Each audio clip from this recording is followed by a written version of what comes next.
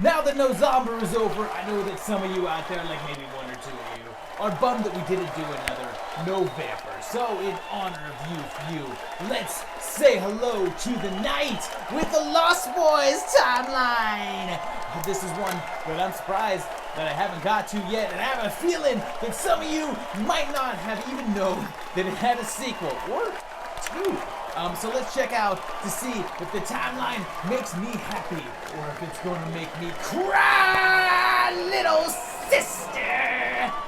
We first got lost back in 1987 with the Lost Boys. We meet them right away with Ace Merrill, Billy Worth, who I really only know from this, and Body Snatchers, Blonde One, and Bill S. Preston, Esquire. We next meet the Emersons, who are moving to Santa Carla, the fictional town that looks a lot like Santa Cruz, and there's posters up for a girl who went missing in '84, so we're past that, and another one for a concert on Friday, July 25th. That's how that fell in 1986, so unless this is an old flyer or a universe in which the days don't line up the ways ours did, then that's our year. Marty is here without his silver bullet, as is someone who's a poor replacement for Keanu Reeves, and their mom is probably on the hunt for someone with scissor hands. There's another flyer for Friday, July 25th, so that's looking right. And oh man, the All Valley Under 18 Karate Championships? Is this a shared universe with Karate Kid? Are they going to have vampires on the next season of Cobra Kai? They have a big old, as my wife calls them, wolf dog named Nanook, and they move in with their grandpa. Lucy is getting over a big divorce where she lost everything, and then it happens. Saxophone Man, the actual hero of the story, arrives. He's on screen for about 1 minute, but that's all he needed to completely make you almost miss the introduction of this solar baby. There's then this poster up on the wall advertising an event in September of 1985, and the poster looks new, so I'm assuming that that is our year. Lucy then meets Max, who runs a video store on the boardwalk, and they're advertising The Killing Fields from '84, and European Vacation from '85, and Goonies from '85, and also Once Bitten, also from 1985. And Sam checks out the comic shop run by Tommy Jarvis. Hey, wait a minute. The Goonies is an actual thing in this universe. Like, didn't anybody actually say to this frog brother, hey, you look just like that dude from Goonies? Weird. But anyway, he's here, and well, the other guy. And then he says this. Look, you can't put the Superman number 77s with the 200s. They haven't even discovered red kryptonite yet. No, you can't do that because it's not in the 200s. It's number 77. Why would you have that in the 200s anyway? You know where it goes. Forget the red kryptonite crap. It goes between number 76 and 78, you heathens. And Michael ends up entangled with the Vamps, going back to their lair, which he says was a really hot resort about 85 years ago, and in 1906 it was swallowed up. 85 years ago would be about 1900, so that matches up with him saying that it's when it was super popular. And meanwhile, Sam, like all 80s teenagers, has a picture of sexy Rob Lowe up on his wall. Mike partakes of the group's blood and starts to become like them, and Sam finds out, and there's a milk carton for Laddie, and he was born in 1976, so he's around 9 years old, and was probably changed pretty recently. They learn that if they kill the head vampire, then the half-vamps will revert to normal, and they think it's Max, but he passes several tests that show him to be human. The Emersons and Frogs team up as they go kill Marco, and then go to prepare for the vamps coming after them. They attack the house, and Paul gets a holy water bath, while Dwayne gets a taste of the seventh leading cause of death among men 18 to 26. Death by stereo.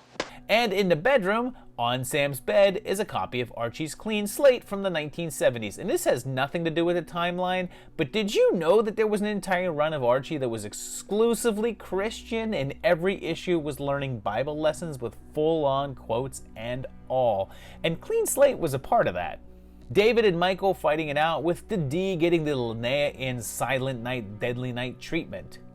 It turns out that the head vampire is Max, and he passed those tests because he was invited into the house, which is, yeah, that means a whole lot for this world. And that one scene says so much that I'm gonna leave that for another day to talk about.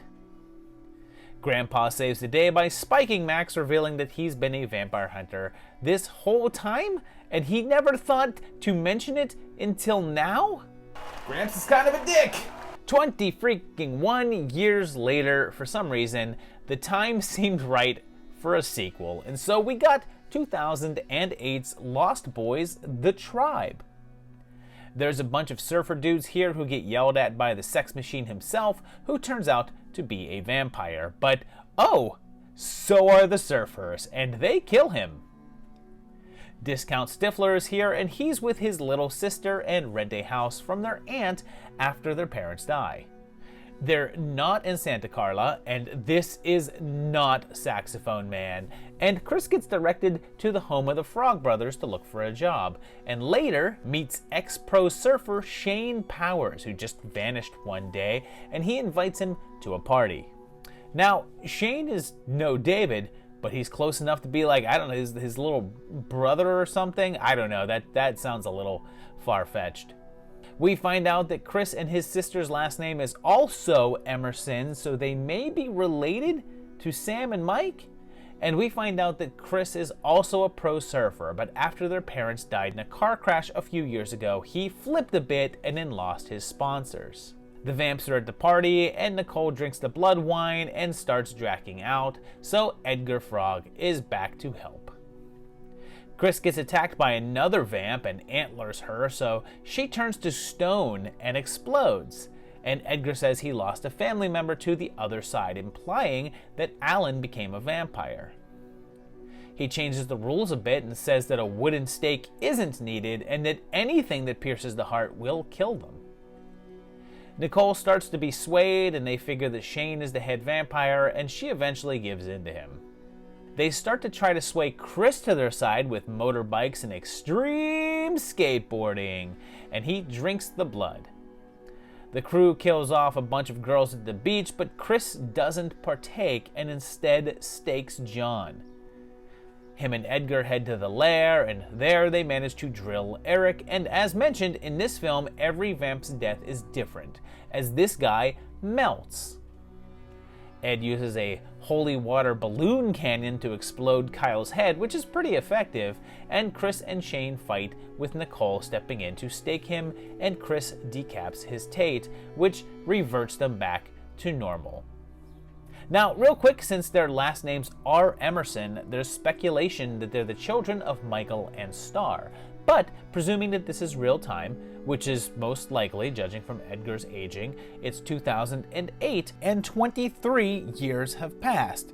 And Nicole's 17 years old, so that's possible, and Chris sure seems like he'd be under 23 years old, but the last name is probably just coincidence.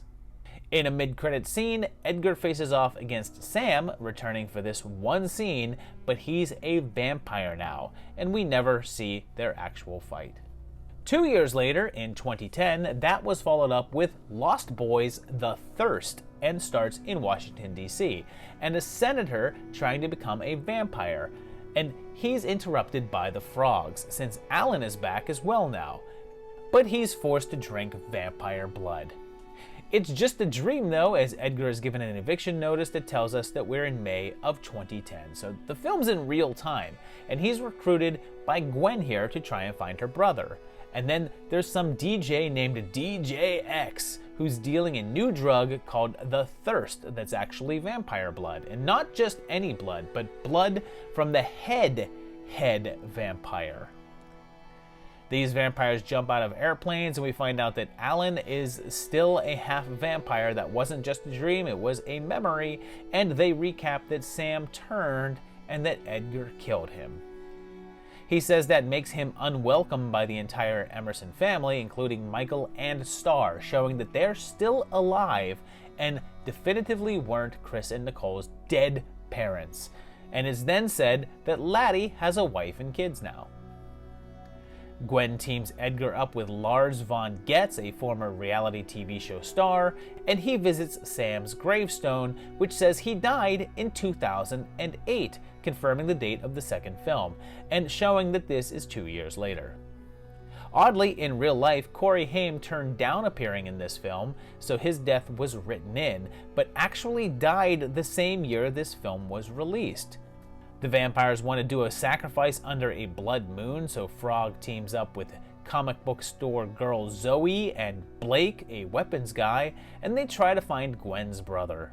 Lars is killed and they start the rave, passing around thirst to the partygoers, and Frog confronts DJ X and is rescued at the last minute by Alan, and they stake the DJ, explicitly going against what the Smiths asked them to do.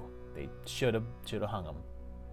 Turns out that X was not the head vampire, and instead it's Peter, and X was trying to steal his power in the blood moon. There's a flashback to 1031 that fulfills this series' obligation to have vampires attack people at a bonfire, I guess, and Peter kills Gwen. He uses his sway over Alan to make them fight, but he's able to holy water him up and make him pop, which reverts all of the vampires, I guess, everywhere, back to human.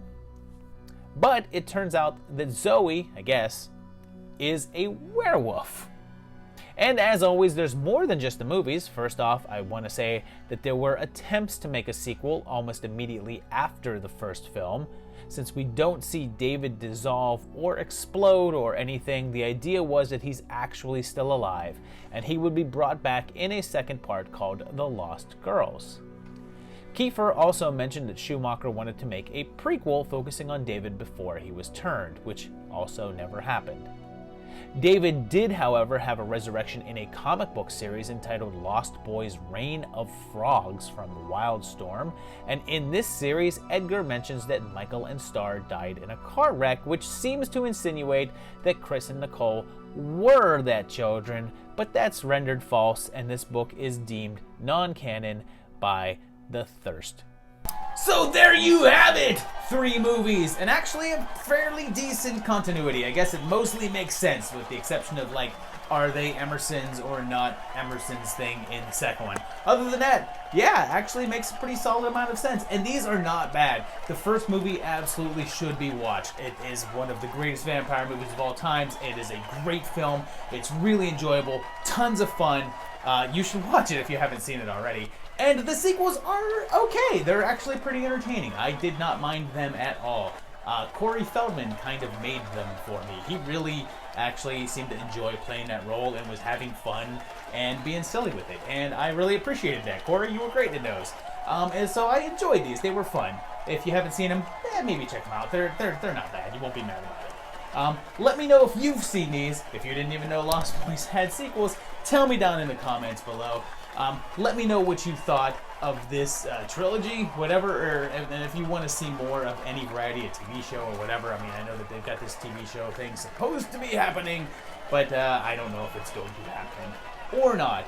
If you like the video, hit that like button. If you like what you see on this channel, hit that subscribe button, click on the bell if you want notified when new videos are coming out. And of course, if you get a chance, go to my Patreon page at patreon.com/movietimelines. You can help support this channel so I can buy expensive things like toy saxophones as props to help make these videos lots of fun. Yeah, other than that, keep on watching because we'll see you very shortly for another great video. Thanks a lot, guys, and bye-bye.